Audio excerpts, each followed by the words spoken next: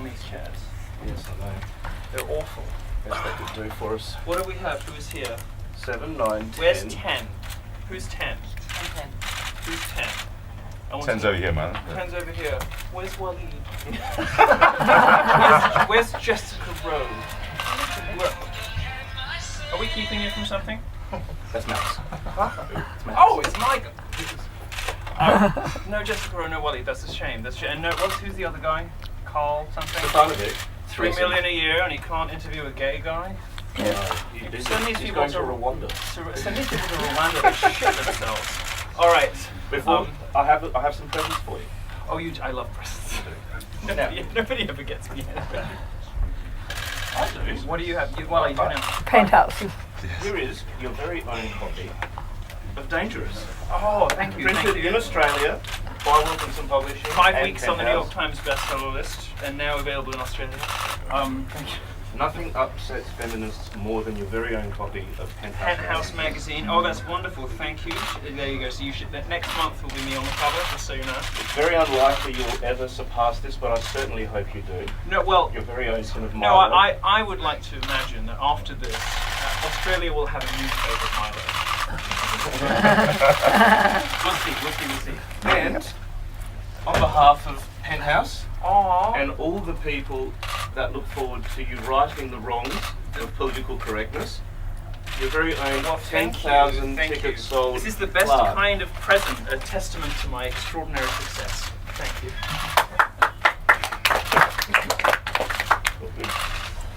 No, I'm not done yet. Very good. I will put these in a bag with you over here.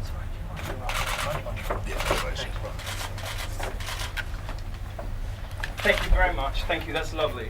Very Thank well. you, sweetheart. Thank you.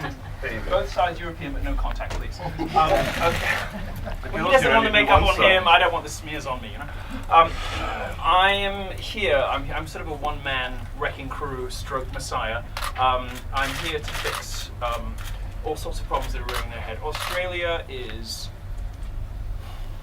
become a sort of front in the culture wars. It's become a key battleground in the fight for Western civilization. You have this sort of emerging media who are both, they're both biased and cowardly, as I think that we've seen from their booking and then cancellation of me when they realized they didn't want to get in the TV studio with me. I think if you take these people who at the same time call me a sort of clown and a trickster and a whatever, but also don't want to go on live TV with me because they're worried that they might lose a debate or they might be persuaded about something, I think it says more about them than it does about me. I noticed also, by the way, is anyone from The Guardian in here? Hopefully not, but did you notice they changed their headline? There was some hideous ham planet wrote a piece about me, and it said Milo Yiannopoulos has a huge fan base in Australia. Men must call him out. Men indeed. And then about 20 minutes later, they changed it to, if Milo has a huge fan base in Australia, comma, men must call him out. It's like some screeching... The editor read it. Some screeching cardigan cat piss stench, whatever. As sort of, don't admit he's famous. Don't admit he's popular. There's something happening. This sort of populist, nationalist, anti-political correctness, anti-feminist uprising in the West generally. And I think some of the products of that, Brexit, Trump, me, we're not just going to go away because you don't have us on your TV shows, because you sneer at us, because you call us names. I've been called every name it is possible to call a human being, and it has made no difference because this traditional tactic of leftist name calling simply doesn't work anymore. I was very flattered to have got the attention of some, who is the woman? The Green Party? Hanson Young. Your resident wacky lefties. There's a few of them. It's Yeah. like an asylum now. No, this guy writes a letter saying he's. Di Natale. Oh, thank you. I have it. It's well, it's printed too small for me. But who knows? You've got parliamentarians, people who are the beneficiaries of all of the things that make the West great: freedom of speech, democracy, property rights, capitalism. And this is a system in which they succeed, casting out the right of free speech and calling invited guests to Parliament House white supremacists and all this kind of nonsense. Well, it's not going to work anymore. It doesn't work anymore. One of the things that's been really remarkable to me, talking to Australians, and the few people I've bumped into as I've been here for a few hours, and the fans that have written to me before this tour, is that you are now becoming, as I said earlier, sort of a front in this new cultural war. You're becoming, in this country, a sort of test bed. You have, on the one hand, some interesting and sound policies. Your immigration system is alleged to be the envy of the world. Certainly a lot of Americans say so. Republicans like to say that. It is. Sorry? It is. It seems very sensible to me. But then by the same token, you have this sort of weird, media elite, which is so utterly detached from the concerns and priorities and language of ordinary people, the sort of ordinary people that like me and I like, that I think Australia might need saving from itself sometime soon. So I'm here as a sort of warning from America that this country is great. It's almost like the best bits of the UK and the best bits of America put together. Has a reputation for common sense and fun, and being a decent place to be that is unencumbered with the sort of odious and tiresome culture wars that obtain everywhere else. And it seems to me that is at risk of being lost. So 10,000 people are coming to see me, which I'm very flattered to I actually might need to get you another one. Is it more now? It is more. Is it more? Yeah. Where are we in 12? Maybe. You say I count these things as my. I'll say 14, but I'm not gonna commit. Oh, really? I'm not gonna commit. Okay, fine. Well, maybe after the. Okay, so watch this. I'll get you another one. Fine. I've waffled for long enough. Questions, please. And I like to two rules for my Q&As. One of them is it's compliment question. So you're free to compliment my outfit, my hair, something else you like about me, and then you get a question. And also I do a sort of reverse diversity policy where the first three questioners have to be straight white males. So if there's a straight white man who has a question, anywhere in the room. I've got a question. Not a straight white man. Well, then it's not your turn, sweetheart. How have you found your reception with the Australian media as compared to the American media? How have I what? How have you found your reception with the Australian media as compared to the American media? He's not straight, by the way. Excuse me. Well, is he not? No, well, he works for me. Yeah. Oh, no, yeah, I know. You know him. So you can answer. There's a sort of weird schism happening, and I think the same thing has happened in England, where you've got a sort of rump of essentially common sense journalists. Most of them seem to work for Murdoch over here. And then you have like a sort of weird, wacky, the Sydney Morning Herald? Is there anyone here from the Sydney Fairfax. Morning Herald? Fairfax Media is sort of universally dishonest. Everything that I read from Fairfax Media contains at least 3 disingenuous statements and at least 3 outright lies. So I probably won't give them any more interviews on this trip, but it's a weird sort of schism between very reasonable, sensible, fun, amusing people, Daily Mail, the Murdoch papers, Penthouse has been lovely to me, obviously, and then a sort of weird kind of like activist leftist faction in the press who seem to want to fix the world by making sure nobody ever cracks a joke about women or whatever. It's very tiresome. And the thing is, it's not going to work here like it hasn't worked in the UK. We sort of imported the culture war element in your media, but the population's just not buying it. Like Australians don't like it, so just stop it. Like this feminist malarkey on television. Your viewers don't like it, and that's why they're leaving you. So just stop it. The next question. What would you say to Sarah Hanson-Young? You're breaking my rule, but I'm gonna allow it. What would you say to Sarah Hanson-Young if he wants you banned from the Senate? Bless her heart.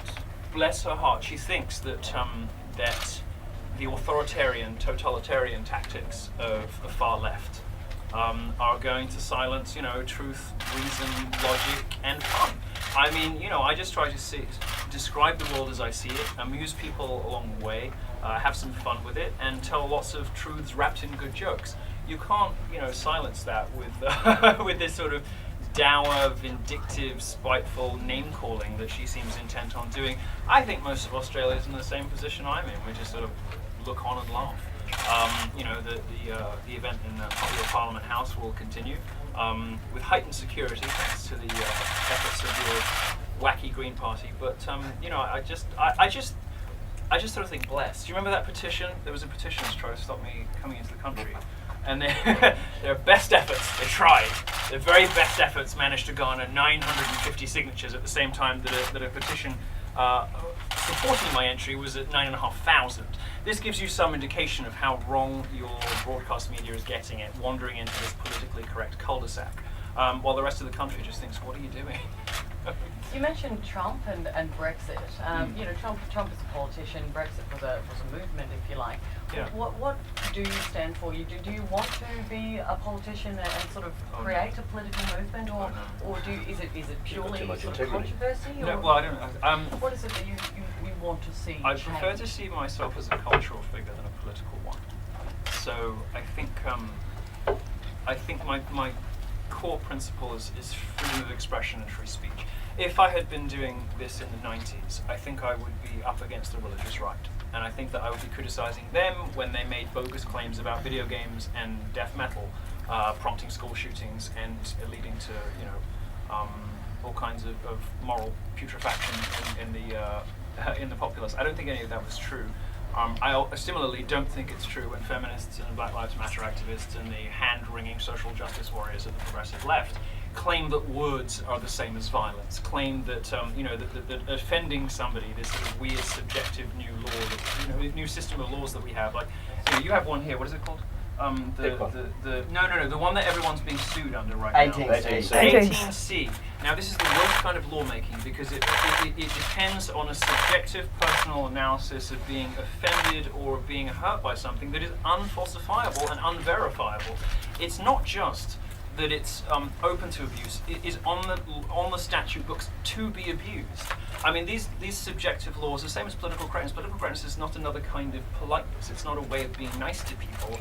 It is a set of political weaponry designed to marginalize and ultimately criminalize libertarian and conservative points of view. I'm a free speech warrior. I have found common cause with libertarians and conservatives in the US at the moment. If I had been born in a different era, that might have been different. But the plain fact of the matter is that there is an unprecedented assault on our right to express ourselves as we please, and it is coming exclusively from the left. Australia, I hope, is a far too sensible place to allow this to happen. I hope that you'll see it for what it is and reject it utterly. But it seems to me that it is just bubbling up at the moment and sort of reaching some kind of boiling point. And I hope that my presence here can help to kick these people back where they belong, which is sobbing in the corner, wondering why they don't have a boyfriend. Anybody else? Just as a follow-up, Sure. almost a follow-up from that question. As though, say, feminists have quotas for women in the workplace, do you have any, say, 2 or 3 tangible targets on the issues of feminism and, say, Islam that you'd like to achieve? Well, perhaps worse than the massed hordes in the Middle East who want to sort of colonize the West and want to enter our democracies, overturn them and install Sharia. Worse than those people are the leftists who pander to it and mollycoddle it. And I think if you look at someone like that ridiculous woman you have, Clementine Ford, who has looked at what's happening in America and decided that, that will work for us. Let's just import all of the worst, most poisonous, vindictive, spiteful, and divisive identity politics and culture, war stuff from America, and let's just drop it into Australia and see what happens. Which is very unpopular for a simple reason that she's completely batty and wrong about everything, and everyone hates her. But I would like to see some of the people who have, in such a cowardly fashion, refused to interview me, or had me booked for their shows and then cancelled in the case of 3 of your major stations, at least 2 of whom are here today. I would like to see them restore those bookings, because very clearly there is an appetite in Australia to have a discussion around free speech, around the limits on it, what it's acceptable to say, whether trolly, provocative, hell-raising serves a useful democratic function, serves a useful function in free speech debates. Clearly Australians are hankering after a discussion of this. 10,000 of them have shown up just to hear me babble on stage for 2 hours. That should tell you something. And it's, those discussions aren't happening on your TV stations and on your newspapers. And so I would very much like for some of those TV stations to reverse their cowardly decisions. I would like for any prominent feminist or Black Lives Matter activist or social justice warrior or anyone who has a decent standing in Australian media who wants to go toe to toe with me, get in touch with us. I'll put you on stage live in my shows. We have audiences of 1,800, 2,000 for these shows, per night. I'll put you on stage. Let's go toe to toe. Let's have it out. My view is very simple. I want an open marketplace of ideas. I believe in classical liberalism. I believe in JSML and all liberty. I think people should be able to say, do, and be whatever they want, so long as they don't hurt other people. And I believe in an open marketplace of ideas. That's not what currently obtains in Western democracies, where the left runs everything. But it should. So if there's somebody in Australia who believes they can go toe to toe with me, get in touch with us, and I'll put you on stage live, and let's see how it goes. Because it's been a very long time since anyone really, in America or the UK or here, has had a really serious, substantive, fun debate about the limits of free speech in a political context. So I would love for somebody to get in touch. Waleed Ali, your guy on the project, seems like a total coward, which is why he does such little live and so many pre-recorded and heavily edited interviews. But I would love to have him on stage with me. Let's see what he's really made of when he's not got a camera crew and 2 days to edit the interview to make people look like idiots behind him. Let's see what he actually has. Let's see his intellectual substance. Let's see if he has any ballast there. Even poor, dear, sweet, stupid Clementine. I'd be very happy to have her on stage and see if she actually believes some of the ludicrous nonsense she says on Twitter. I'd be perfectly happy to debate any of the Green politicians. What you'll tend to find is that they will say, oh, he's not worth debating with because he's just a clown, a provocateur, and he just does this stuff for attention, all the rest of it. Well, if I can still beat you, what does that say about you? So let's have the debate. That's all I want. That's all I want. I believe in freedom of expression and creativity, and I just want people to be able to be you and say whatever they want. And at the time, right now for conservatives and libertarians, it's completely impossible. With the result that 75, you see the Cato Institute study in the United States, 75% of people who describe themselves as conservative were afraid of expressing their political opinions in public. Meanwhile, 30% of people who describe themselves as very left-wing, had the same view. It's very clear what's happening is conservatives and libertarians, are having their opinions criminalized, which I think Mark Latham is experiencing right now in this country. Having their opinions demeaned and marginalized. Christians and conservatives are being routinely belittled and demeaned in culture, with the result that they lash out with things like Brexit and Trump. And people are surprised at why this is happening. Well, I'm not, and I would like for us to step. I call people names. Of course, I'm like one of the worst offenders, but I do it to demonstrate the left has been calling conservatives names for 30 years, and conservatives have just taken it. But now I think it's time for them to suck up a little bit and have a little taste of their own medicine. And I think that if there's one waspish gay guy who calls you a fat has-been now and again, you can deal with it, you guys. You progressives. It's time for them to be treated as they have treated others, and it's time for us to start having open, fair debates in public about stuff that really matters, and for us to stop marginalizing, demeaning, ridiculing, and ultimately outlawing conservative and libertarian points of view. Anybody else? Milo, what's the message that you want to send at Parliament House next week? I would like to say that right now conservatives are the beneficiaries of this new free speech movement. It tends to be benefiting conservative politicians, it tends to be benefiting libertarian causes. But just 2 decades ago, that wasn't the case. Just 2 decades ago, it was the establishment right who were the problem. So I would like to, when I go and speak to your liberals and go speak to your senators and whatnot, I would like to tell them, look, you have the moral high ground right now because it's the progressive left who are profoundly opposed to free expression for a variety of batty and insubstantial and unfair reasons. But you have an opportunity to retain the moral high ground, not just by winning this argument in the next couple of election cycles, but by retaining a commitment to free speech and free expression and classical liberalism. So the pendulum of free speech swings in many backwards and forwards in 30-year cycles, it seems. But I would like for your conservative politicians and for conservative politicians everywhere to retain their commitment to free speech. Even when they're winning all the elections, because it's always a habit when you're in power to start, shutting your enemies up. I mean, who doesn't want to do that? It's like if there's this sort of like irritant, like the Green Party or Clementine, just sort of like nipping at your heels, just to sort of like a mosquito, just to get it. And the tendency is to what? It's a very big mosquito. Well, the tendency, what you really want to do is just bat it away and stamp on it. Well, actually, you should just see if that mosquito has anything to teach you. Anyone else? Milo, straight white male here. Was it 2 compliments? Sorry? Was it 2 compliments and then a question? Well, normally I insist on compliment question, but nobody seems to be obeying the rules. So Well, I think at this stage it's pandemonium. So go ahead. Love the frosted tips and the jacket. It looks like you're dressed for battle. Dress for what? Dressed for battle. Oh well, thank you. Yeah, it's Dolce & Gabbana. It's a one-off. No, I think it was a catwalk thing from last week. But thank you very much. Do you have another compliment? I was just going to say. Question. Just 2 for today. Okay, and the question? I just wanted to ask about what you're wearing. Oh, okay.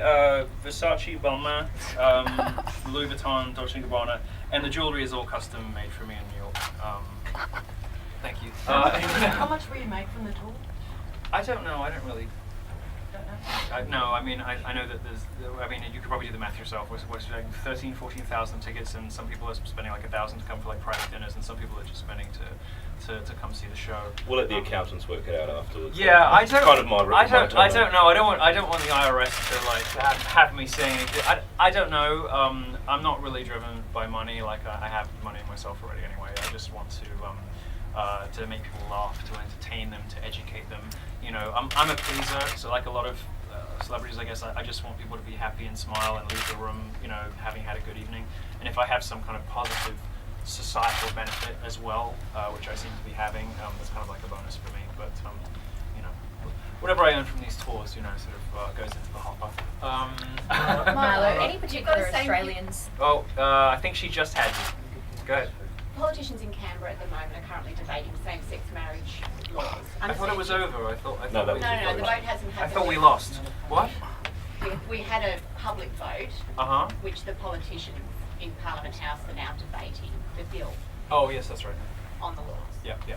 You have previously urged Australians that they should have voted against the Yes. questions that we were asked to Yes. put to move up or whatever. Yes. What's your message to politicians as they're debating whether the law should be introduced? Well, the reason I wanted Australians to vote against same-sex marriage, or at least abstain, is that you have no constitutional protection for freedom of religious expression and religious conscience in this country as there is in the United States.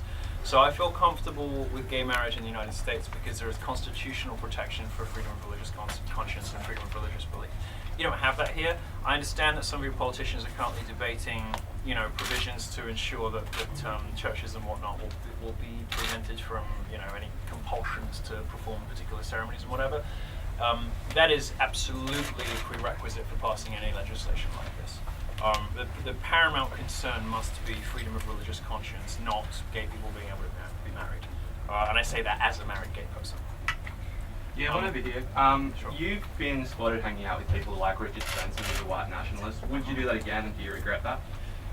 I hung out is a weird way of putting it. You were singing karaoke on stage with him, and he was doing a Nazi salute. Right, so I was embedded with them, if you like, for a long piece that I wrote for Breitbart called An Establishment Republican's Guide to the Alt-Right, which is probably the most influential and important piece of political journalism published last year. And for that, like any other journalist, I hung out with them. I tried to have drinks with them, talk to them, see what I could get out of them, because I wanted to know who these people really were.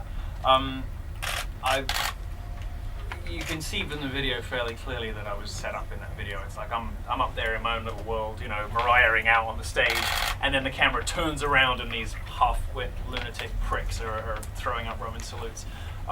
If I'd seen that, which I didn't at the time, I would have walked off stage and told them to go fuck themselves. But no, I'm sorry that happened. But unlike probably any other journalist in America last year and in the first half of this year, I actually tried to spend time with the people that I was reporting on. And I was very uncompromising in my reporting about Richard Spencer. I said he was a racist, and I've repeatedly disavowed him, and I've repeatedly said, you know, that it is completely incompatible with my beliefs. I married a black guy.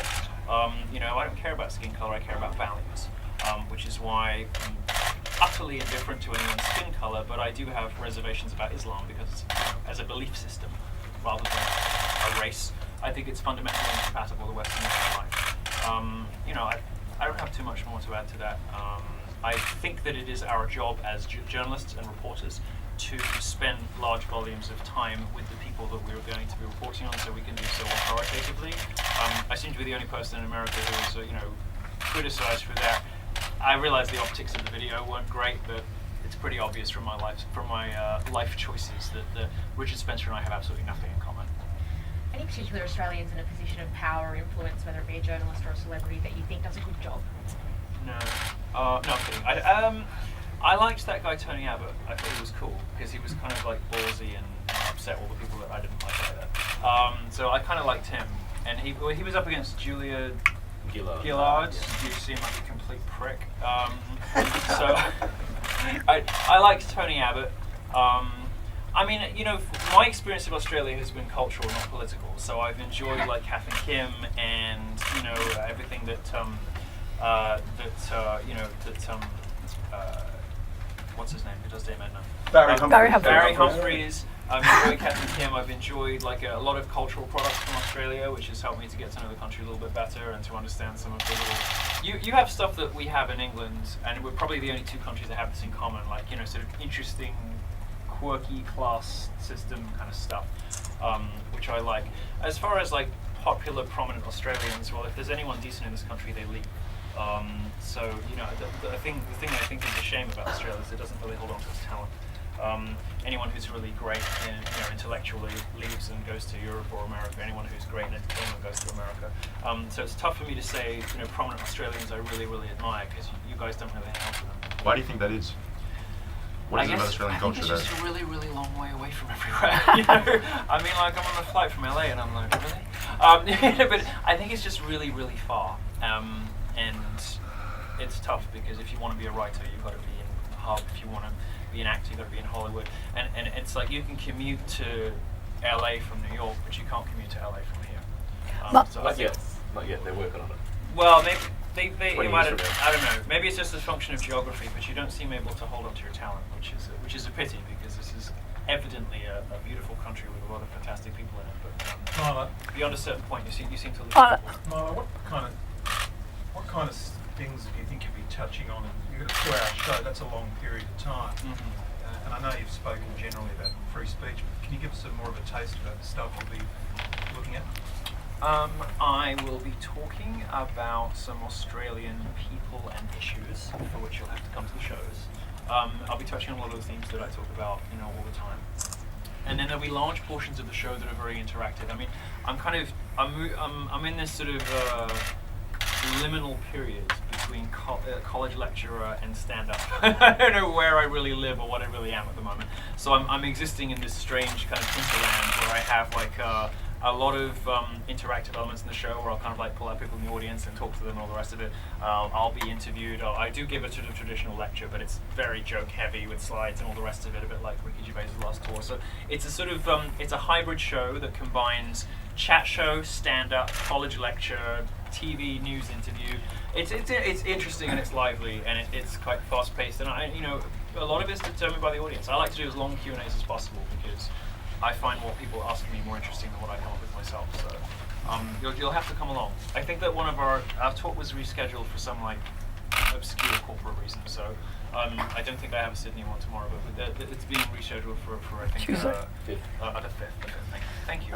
Milo, you're doing. I wouldn't know anything. Your PA. I wouldn't know that. Sweetie, what day? Yeah, okay. Milo, I'm interested in the work you're doing on campuses.